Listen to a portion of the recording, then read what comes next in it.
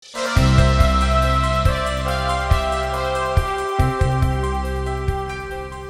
gledalke, dragi gledalci, dobrodošli v novem pogovoru v seriji Nazaj v Slovenijo. Danes bo naš gost dr. Boris Pleskovič, ki je predsednik Svetovnega slovenskega kongresa.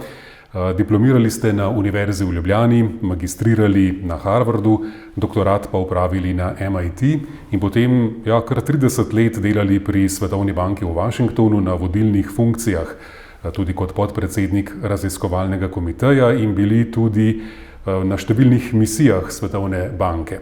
V letih od 1991 do 1992 ste bili glavni ekonomski svetovalec predsednika slovenske vlade in leta 2006 prejeli tudi Zlati red za zasluge predsednika Republike Slovenije.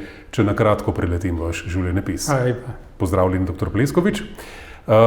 Kar nekaj let torej ste delali pri Svetovni banki v ZDA. Kdaj in kako ste se odločili, da greste v tujino in zakaj? Še nekaj bom povedal v mojem življenjepisu. 2 let sem učil ekonomijo na MIT-ju, pa sem hotel priti nazaj, tukaj ni bilo mesta zame. Ampak tisti, ki sem bil podpredsednik raziskovalnega komiteja Svetovne banke, predsednik, moj šef, je bil pa Nobelovec Joseph Stiglitz, 3 leta. Pa vsakič, ki je bil, kdor je bil glavni ekonomist. In imam z njim tudi več knjig, ki lahko najdete. No, kako sem se odločil, pa zakaj, da sem šel v tujino. Jaz sem delal na Ljubljanskem urbanističnem zavodu 2 leti. Pri 25 letih sem imel 3 nacionalne nagrade v arhitekturi, ki jih drugi dobijo pri 50, pa je pa dolg čas ratal.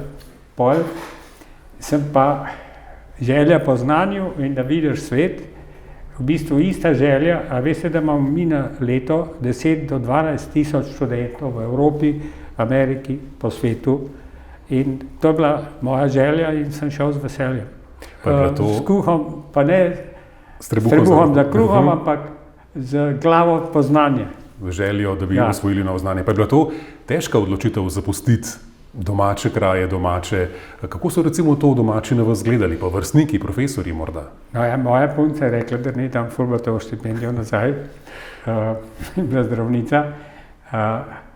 Mama pa oče sta bila ponosna, ker sem šel na 2 top univerze, ampak jih je skrbel, mama je rekla, potem kol nazaj ne bo, ker imamo nekaj sorodnikov v Ameriki. Zato, ker boš preveč kvalificiran za to majhno Slovenijo in to se je nažalost res zgodilo. Profesori so mi dali odlična, res lepa priporočila, slavni arhitekt Edo Ravnikar. Takrat je bila navada, v Ameriki to neprofesionalno, da si sam napišeš priporočilo, profesor pa podpiše.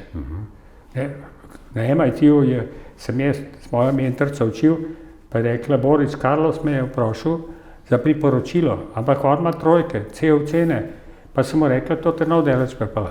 In tam ti napiše priporočil, veliko ti ga sploh ne pokaže.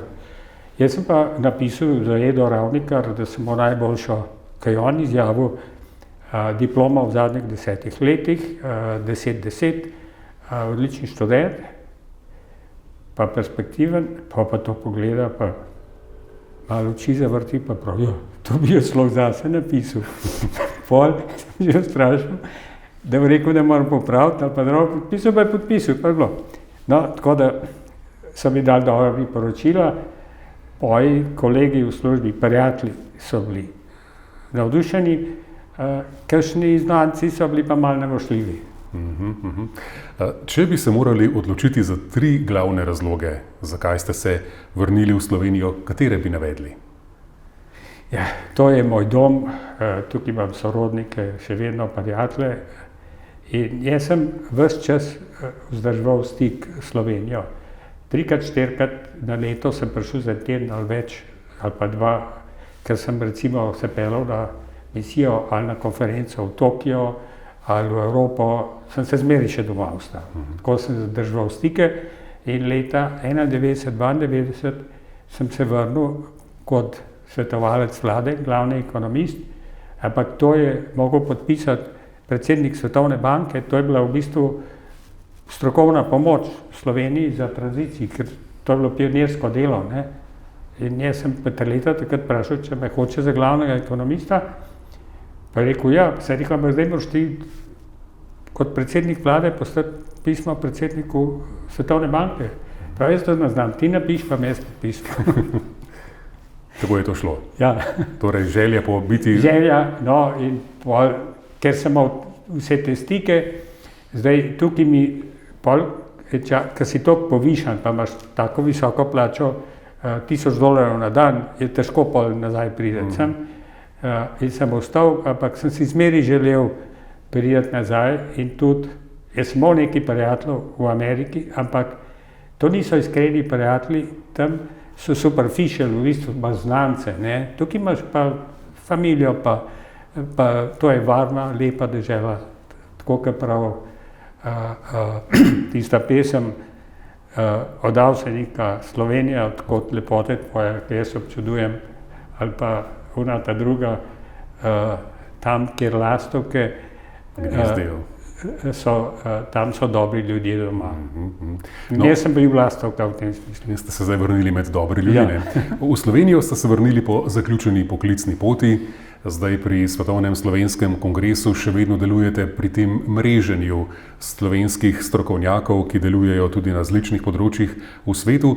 Kaj bi lahko Slovenija še naredila, da bi se čim več uspešnih rojakov tudi po zaključku poklicne poti vrnilo v Slovenijo? No, tukaj vam dam primer dveh, to smo zvedeli na Ministrstvu za Slovence po svetu. Eden iz Kanade je prišel, pa eden iz Nemčije, da se vrnila, ampak to s takimi penzijami, kot vam jaz, ki so preko 200,000 € na leto, ne, vrhunski strokovnjaki imajo take penzije, so 10-krat večje kot pri nas, in sta kupila hišo, vikend, Mercedes, plačala 22% davke pri vsaki transakciji, pol je pa pri nas do 60,000 so malo nižji davki, ne, ker take plače imajo poslanci pa predsednik vlade pa države, pol so pa 50%. In vsak, ki vzuni dela, mora delati veliko, je naporno, je garov za ti znak, ne. In ko sem jim zaračunal 50% davkov, so spokali pa šla. Pa vse prodala. In to je škoda, ker taki ljudje, ki se vrnejo, tudi svetujejo v prostem času. Jaz za Svetovni kongres delam zastonj. Potem sem že več kot 10 let predsednik Medicor klinike v Izoli, ki je tako dobra, kakor najboljše v Švici, vsaj po njihovih rezultatih bypassov, srčnih zaklop, srčnih operacij imajo res vrhunske. In tudi tam delam pro bono, zastonj. V Avstriji se bivši uslužbenci OZN, United Nations, ne plačajo nobenih davkov. To je naredil Waldkamp, ki je bil generalni sekretar, tudi zato, ker ima Avstrija United Nations Development Program zelo veliko inštitucij, na tisoče uslužbencev, tako kot Ženeva, ne, pa New York, ampak Avstrija ima več kot Ženeva, in s tem se lahko tudi, če je nekdo delal za Svetovno banko, IMF, United Nations, Kitajc, Indic, Francoz, se lahko v Avstriji brez davkov upokoji. To se pravi, jaz nočem, da jim nič davkov ne zaračunajo, ampak če bi v Ameriki nekdo s tako visoko penzijo plačal 20% ali 25% davkov, da je pa 50%, da je take pogoje, ki jih ima tam, kjer je delal. Pa so pa nekatere države na svetu, ki pa, če so nekateri zaslužili na penzijo drugje, jim niti ne obdavčijo. Tako da, če jih hočeš dobiti nazaj, jim moraš tudi nekaj dati. Pol je pa še en problem, ki ga jaz poznam iz moje familije. Mi smo imeli enega strica, Đorđa, ki je bil precej premožen milijonar, je tukaj se upokojil za 15 let, pa je šel pa en pregled v Ameriko, zdravniški, je tam umrl in je imel tukaj, ni imel svojih otrok, je bil sam in je imel tukaj veliko nečakov in tam. In so oni bogate advokate najeli, pa ves denar pobrali, moja mama je dobila pa $500, pa njeni sestre pa bratje. To se pravi, se je to v našo korist, če jih več nazaj dobi. Torej, ustvariti pravo klimo, ne? Ja. Tako za mlade, ki zdaj recimo odhajajo po izkušnje? To me pa še bolj skrbi. Mladi, 10 do 12 tisoč na leto jih študira v tujini.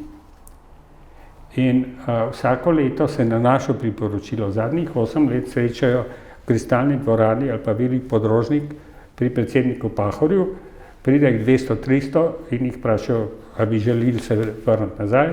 70% pravijo ja, imajo tudi okrogle mize od tistih, ki so se vrnili, da povejo svoje izkušnje, ker to, da se vrneš, ni zadost, da sam čakaš, da ti bojo ponudili službo, se moraš tudi malo potruditi, ampak pa nas ni tako velika zanimanja v zunaj, že med študijem te intervjujejo, da bi te pridobili. In jaz sem dam en krasen primer, ena naša Slovenka, Vlada, je končala doktorat v biokemiji, je bil objavljen v Nature, to je ena vrhunskih revij na tem področju, pa še drugje, in se povabila na predavanje v Ženevo, v Švicariji. Je tam predavanje končala, jo pokliče direktor inštituta, ji ponudi top službo v laboratoriju in ji reče, 3 leta vam nobenih davkov ni treba plačati.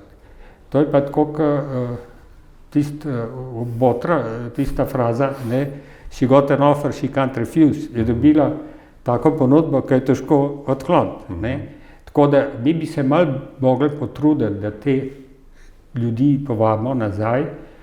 Zdaj ne smemo računati, da bojo oni prišli za pol plače zaradi domoljubja ali pa na nižje mesto, ampak moramo jim tudi nekaj ponuditi, ekvivalentno mesto, ki ga lahko dobijo zunaj. Po naši zaslugi in po zaslugi ASEF, American, Jure Leskovic, American Economic Science Foundation, se jih je nekaj vrnili, pa tudi po zaslugi vtisa, pa svetovna konkurenca, ampak mi bi radi, da se jih več vrne. Naši mladi zdravniki odhajajo, inženirji, ekonomisti, primanjkuje kadrov na vseh področjih, ampak tako, kot sem dal primer Švice, ker smo hoteli biti Švica, moraš biti proaktiven in jim ponuditi nekaj takega, da bojo z veseljem prišli.